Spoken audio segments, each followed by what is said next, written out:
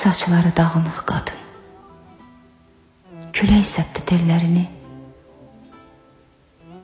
Bu həyatdan söylə görüm, nə üzdürdü əllərini. Fikir, xəyal, qüssə, kədər, göz yaşı büktü belini. Berib baş-başa dərdinlə yaşamısan illərini.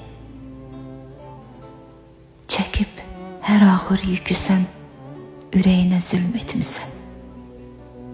Nə bir dosta, nə yoldaşa öz dərdini deməmisən. Çıxıb bütün sınaqlardan polad kimi bərkimisən.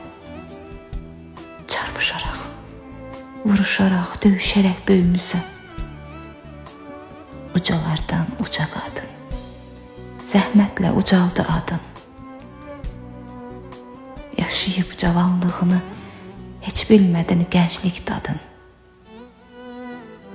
Bu yaşına gəlib çatdın, nə gördün ki, nə yaşadın? Bu həyatı özün üçün yaşamadın dərdli qadın. Dedilər ki, nəyin yoxdur?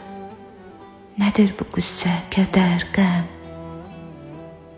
Demədilər tellərinə, nə tez düşdü bu bəyaz dən. Başın üstdən çəkilmədi. Nə bulud, nə duman, nə çən.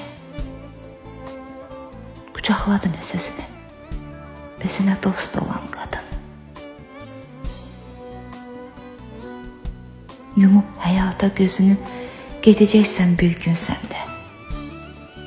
Biləcəklər qiymətini bu dünyadan sən köçəndə. İndi səni sevməyənin sevəcəkdir sən öləndə. Nə faydası bu sevginin qəbr evinə sən gedəndə. Üzündən heç əksik olmur kədərli gülüşün qadın. Parçalanmış qəlbinlə var həyata dönüşün qadın. Kimsə səni anlamadı bu dünyada, bu həyatda.